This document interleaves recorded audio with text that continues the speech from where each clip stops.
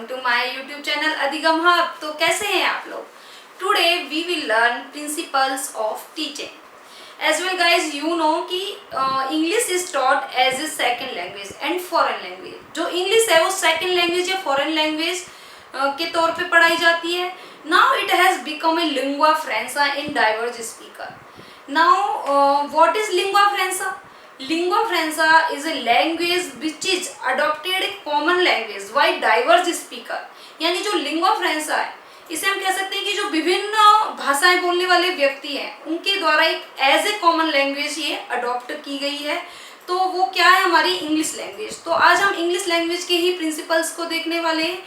Guys हम start करें उससे पहले मैं ये कहना चाहती हूँ कि अगर आपने मेरे चैनल को सब्सक्राइब नहीं किया है तो कर लीजिए। And let's start. Principles of teaching, इसमें हमारा फर्स्ट है प्रिंसिपल ऑफ नेचुरलनेस। नेचुरलनेस यानी स्वाभाविकता का सिद्धांत। अक्सर हमने देखा है कि हिंदी के लिए जो हमारी फैमिली में एक सॉफ्ट एटमॉस्फेयर मिल जाता है वो इंग्लिश के लिए नहीं होता है। हिंदी में मतलब हम हमारे घर में इजी वे में हमेशा बात कर सकते हैं, लेकिन इंग्लिश के लिए ऐसा माहौल नहीं होता है। तो जो ऐसा माहौल या फिर कहें एक जो नेचुरल वे हम कैसे बनाएं बच्चों के लिए, तो उसके लिए शिक्षक को क्या क्या करना चाहिए? उनमें फर्स्ट है talking to students in class and playground. जो बच्चे हैं उनसे प्लेग्राउंड या फिर क्लास में बातचीत करें, उनसे वो क्या है आपस में बात करेंगे तो उनका जो लैंग्वेज स्पीकिंग है वो एनहेंस होगा। फिर है अरेंजिंग ग्रुप डिस्कशन। जो टीचर है वो ग्रुप डिस्कशन अरेंज करे, उससे क्या है आपस में बच्चे बैठेंगे एक दूसरे से बातचीत करेंगे। फिर है motivating the students to converse with the teacher and students. जो स्टूडेंट्स है टीचर उनको मोटिवेट करे कि वो टीचर से और स्टूडेंट से बात करे। कौन सी लैंग्वेज में? इंग्लिश लैंग्वेज में।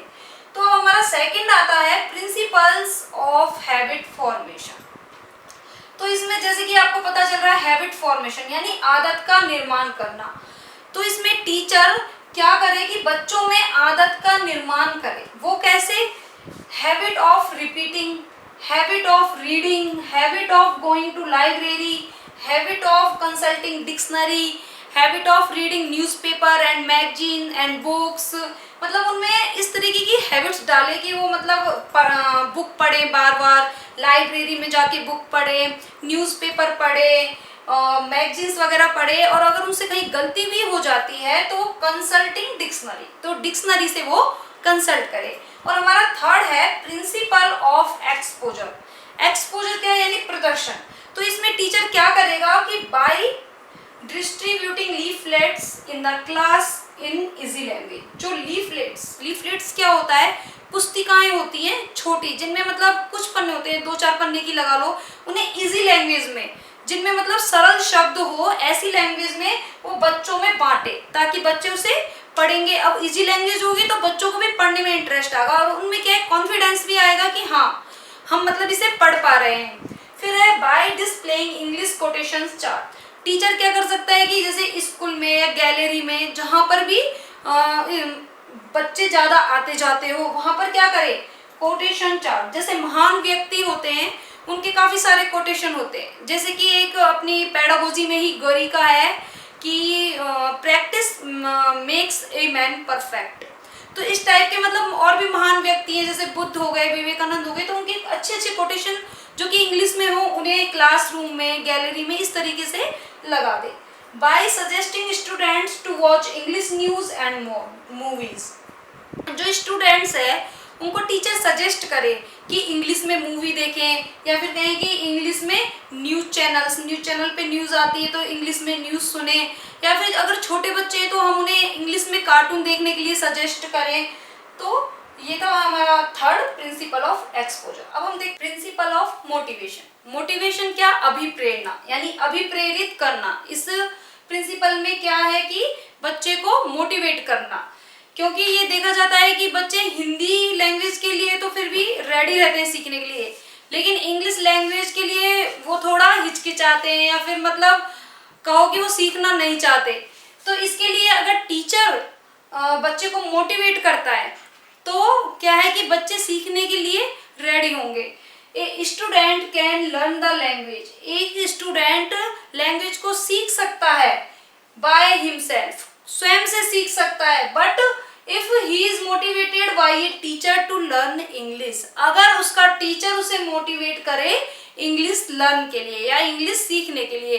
क्योंकि ऐसा होता है कि बच्चों के लिए जो टीचर होता है वो एक कह सकते हैं कि आदर्श प्रतिमान या एज ए आदर्श के रूप में होता है। तो अगर टीचर बच्चे को मोटिवेट करेगा तो पक्का बच्चा उससे मोटिवेट होके इंग्लिश को लर्न करेगा, वो भी बाय हिमसेल्फ, स्वयं से वो करना चाहेगा। फिर हमारा फिफ्थ है प्रिंसिपल ऑफ ड्रिल। ड्रिल यानी क्या? ड्रिल को हम कह सकते हैं प्रैक्टिस। ड्रिल यानी अभ्यास, यानी अभ्यास का सिद्धांत। जैसे कि एक प्रोवर्ब है, practice makes a man perfect. जो प्रैक्टिस है वो एक व्यक्ति को परफेक्ट बनाती है। अभ्यास हिंदी में भी सुना होगा, करत करत अभ्यास के जड़मत हो सुजान। तो यानी जो प्रैक्टिस है वो किसी भी इंसान को क्या बनाती है? परफेक्ट बनाती है। तो the teacher should provide the opportunity for drill in classroom. तो इसके लिए क्या करना चाहिए? टीचर को क्लास में बच्चे को अपॉर्चुनिटी प्रोवाइड करानी चाहिए ताकि वो क्लास में अधिक से अधिक इंग्लिश लैंग्वेज का लर्निंग कर सके। यानी प्रैक्टिस ऑफ ड्रिल, उसे ड्रिल करने के ऐसे मौके वो या अवसर प्रदान करे। फिर आता है हमारा प्रिंसिपल ऑफ इंटरेस्ट, यानी रुचि का सिद्धांत। तो जो टीचर है वो ऐसा क्या करे कि बच्चों में लैंग्वेज लर्निंग के लिए इंटरेस्ट पैदा हो जाए। तो उसके लिए by using audio visual aids like charts, pictures and gramophone recording. Audio visual aids यानी इनका वो यूज कर सकता है। ऑडियो विजुअल एड्स क्या? श्रव्य दृश्य सामग्री जिनको देखा और सुना जा सकता है। उनमें क्या? चार्ट्स, पिक्चर्स, ग्रामोफोन रिकॉर्डिंग और भी बहुत सारे होते हैं। जैसे कि टेलीविजन को तो क्लास में लाना इतना इजी नहीं है, लेकिन फिर भी घर पे कहें तो वो एक ऑडियो विजुअल है हमारे लिए। और आजकल तो जो छोटे बच्चों के जैसे कि प्ले स्कूल्स में देखे जा रहे हैं कि वो टीवी भी रखते हैं बच्चों के लिए और उस पे कार्टून्स वगैरह सब चलते रहते हैं। तो बच्चा क्या है, स्कूल जाने के लिए भी मोटिवेट होता है। फिर आप अगर वो मोटिवेट होगा तो आप उसे हिंदी सिखाओ या इंग्लिश, उसे कोई फर्क नहीं पड़ता, वो इंटरेस्ट लेगा उस काम में क्योंकि वहां पे रुचिकर चीजें दिखाई जा रही हैं। तो इस तरीके से चार्ट्स, पिक्चर्स को अगर वो दिखाएगा जिससे बच्चा क्या है, लर्निंग लैंग्वेज के लिए उसमें इंटरेस्ट पैदा होगा। By preparing teaching aids meaningful like related to life. जो टीचिंग एड्स है जिनमें थे ऑडियो विजुअल एड्स, उनको वो क्या करे, लाइफ रिलेटेड टू लाइफ, इनको मीनिंगफुल बनाने के लिए जो ऑडियो विजुअल एड्स हैं उनको मीनिंगफुल बनाने के लिए वो उनके जीवन से उसे संबंधित कर दे, यानी जीवन से उसे रिलेट कर दे। उनकी जो वास्तविक दैनिक रूटीन में या फिर कहीं डेली रूटीन में जो वो क्रियाएं करते हैं, अगर उससे रिलेट करके वो उनको दिखाए और पढ़ाए तो काफी मीनिंगफुल भी होगा और बच्चे क्या करेंगे, उसमें इंटरेस्ट भी दिखाएंगे। नेक्स्ट है principle of learning by doing, and this principle emphasize on acquiring skills by doing. यानी ये जो प्रिंसिपल है वो जो कौशल्स हैं, लर्निंग स्किल्स क्या है, LSRW, उनको करके सीखने पर एम्फेसाइज करता है। And it is very easy and quick way to learn a language. यानी लर्निंग बाय डूइंग है वो उसे सरल और तेजी से सीखने के लिए लर्निंग बाय डूइंग प्रिंसिपल बहुत बेस्ट है।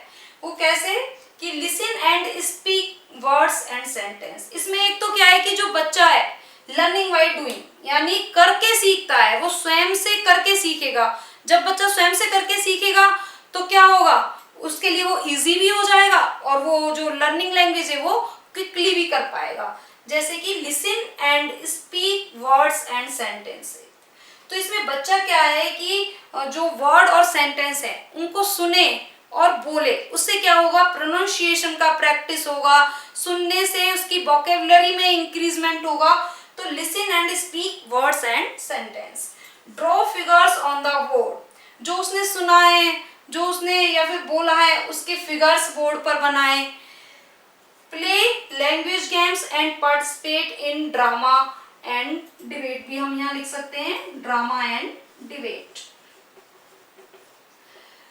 तो उसमें क्या है, प्ले लैंग्वेज गेम्स, यानी लैंग्वेज गेम्स खेलें जिसमें हम किसका किसका यूज करेंगे, ओनली हमारा टारगेट लैंग्वेज क्या है इस समय, इंग्लिश। तो इंग्लिश लैंग्वेज में जो गेम्स वगैरह खेले, कि जैसे कि वर्ड की अंताक्षरी होती है, तो इंग्लिश के वर्ड की गेम की अंताक्षरी खेले, या फिर participate in drama and debate, debate में पार्टिसिपेट कर सकता है, स्पीच दे सकते हैं इंग्लिश में, और या फिर कहें कि ड्रामा यानी उसमें रोल प्ले करें, प्ले में पार्ट करें, तो उससे क्या होगा, लर्निंग बाय डूइंग, मतलब वो खुद से करके सीखेंगे।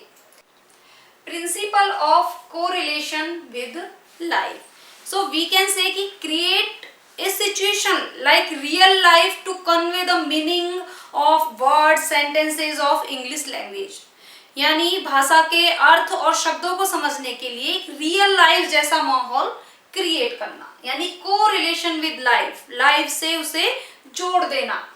Subject matter should be related to life, customs, traditions and characteristics of the particular society to which students belong, यानी जिस सोसाइटी से स्टूडेंट बिलोंग करता है वहाँ के जो रीति रिवाज, कस्टम्स, ट्रेडिशंस और ये वहाँ की जो समाज की विशेषताएं, उनको उसका जो जीवन है उसके साथ उसे कोरिलेट कर देना, यानी उसके साथ रिलेट कराकर उसे इंग्लिश लैंग्वेज को पढ़ाना।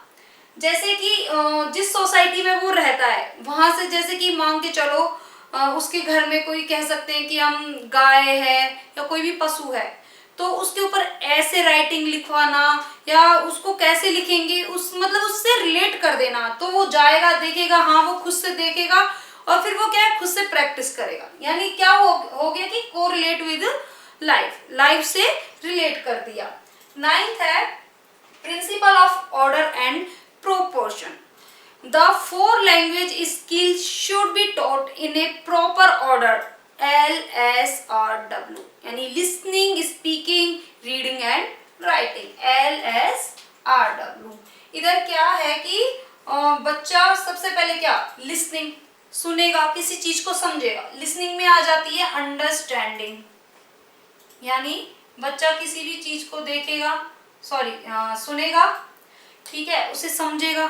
स्पीकिंग, फिर उसे मतलब स्पीक, सबसे पहले सुना, फिर देन स्पीक, फिर वो बोलेगा, देन रीडिंग, धीरे धीरे वो रीडिंग पे जाएगा, एंड देन राइटिंग। तो ये जो LSRW है, ये क्या एक ऑर्डर में चलेंगी, एक क्रम में चलेंगी कि first is listening, then speaking, then reading, then writing.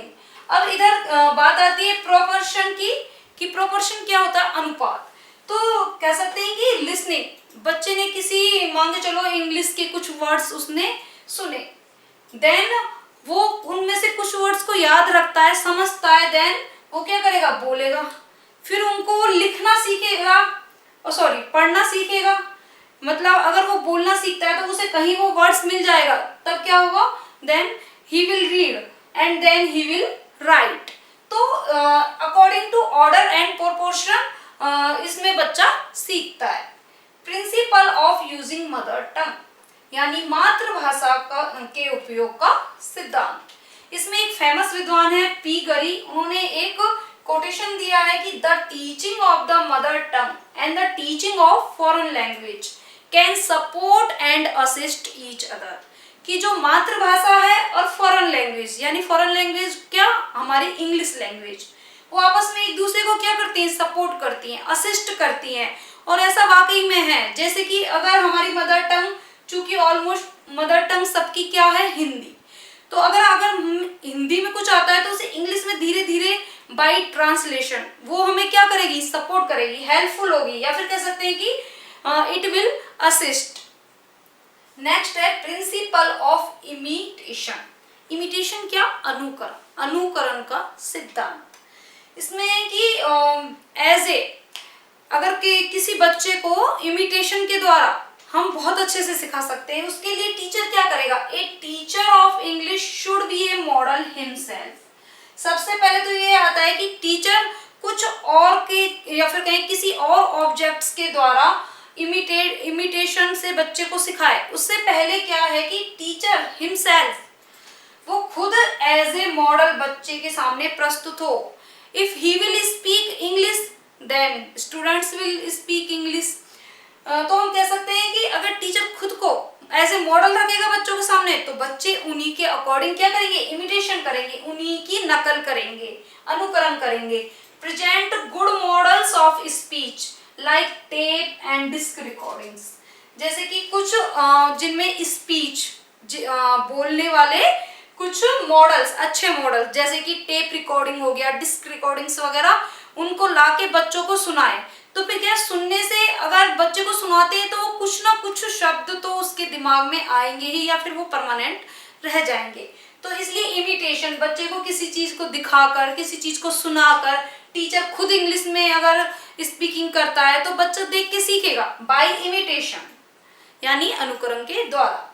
अब आता है हमारा प्रिंसिपल ऑफ फोनोलॉजी और ओरल। फोनोलॉजी क्या, ध्वन्यात्मक, एंड ओरल इसको भी ध्वन्यात्मक कहा गया है, और ओरल यानी मौखिक। फोनोलॉजी कह लो या ओरल कह लो, यानी spoken language depends on sound then we start to speak, यानी हम कह सकते हैं कि start with hearing sound and speaking the language, यानी ध्वनि को, जो इंग्लिश लैंग्वेज है उसको पहले हम सुनते हैं, उसकी ध्वनि मतलब अगर कहीं ये बोली जा रही है तो सबसे पहले क्या, हम उसे सुनेंगे, और फिर धीरे धीरे एंड स्पीकिंग द लैंग्वेज, फिर लैंग्वेज को बोलना सीखते हैं। यानी इसमें जो मेन एलिमेंट है वो ये है कि spoken language depends on sound, कि वो ध्वनि पर डिपेंड होती है। Oral practice is the quickest way of learning a language, जो मौखिक अभ्यास हम मुंह से बोलते हैं, ये एक कह सकते हैं क्विकेस्ट वे, मतलब क्विकेस्ट एंड इजी वे, यानी शीघ्रता से हम सीख सकते हैं लैंग्वेज को। तो इसमें फोनोलॉजी में यही आता है कि ध्वन्यात्मक, यानी पहले हम सुनते हैं एंड देन स्पीकिंग, देन हम बोलना सीखते हैं। 14 है हमारा प्रिंसिपल ऑफ कॉन्क्रीटनेस, यानी मूर्तता का सिद्धांत। कॉन्क्रीट यानी मूर्त, और कॉन्क्रीटनेस मूर्तता का सिद्धांत। Knowledge can be stored in mind permanently if it is gained through practical experience, यानी जो आपका ज्ञान है वो दिमाग में स्थायी कब रह सकता है, if it is gained through practical experience. यही कॉन्क्रीटनेस को प्रूव करता है, प्रैक्टिकल एक्सपीरियंस। कॉन्क्रीटनेस यानी मूर्तता, जब हम किसी भी चीज को, किसी भी वस्तु को डायरेक्ट देखें जो कि हमारे सामने हो, वो क्या होगी, कॉन्क्रीट। यानी प्रैक्टिकल एक्सपीरियंस भी इसी में आ जाएगा कि किसी भी चीज को जब हम, जो कि हमारे सामने हो, फिर टीचर उसे एक्सप्लेन करे, मतलब टीचर बच्चों को उन्हीं चीजों को सिखाएं जो कि उनके सामने प्रत्यक्ष हो, जिसे हम कह सकते हैं कॉन्क्रीटनेस। नेक्स्ट है principle of accuracy and correctness, यानी शुद्धता का सिद्धांत। The teacher should select appropriate words which are useful for learners, यानी टीचर उचित शब्दों का, एप्रोप्रिएट यानी उचित शब्दों का यूज करे ताकि वो लर्नर के लिए क्या हो, यूजफुल हो, ताकि सीखने वाला उन्हें अच्छे से सीख सके। And expression should be impressive, जो टीचर की अभिव्यक्ति है वो अच्छी होनी चाहिए। अगर टीचर की एक्सप्रेशन ही इम्प्रेसिव नहीं होंगे तो फिर लर्नर भी अच्छे से नहीं सीखेगा, इसलिए एक्सप्रेशन शुड बी इम्प्रेसिव, यानी अभिव्यक्ति कैसी होनी चाहिए, अच्छी होनी चाहिए। Use of words should be effective, जो वो वर्ड्स का यूज कर रहा है वो इफेक्टफुल होने चाहिए, जो कि लर्नर पर एक इफेक्ट छोड़ के जाए। तो इस तरीके से हमने प्रिंसिपल्स ऑफ टीचिंग कंप्लीट कर लिए हैं। तो कैसा लगा आपको मेरा वीडियो, लाइक शेयर सब्सक्राइब करें, बेल आइकन दबाना ना भूलें। Thank you.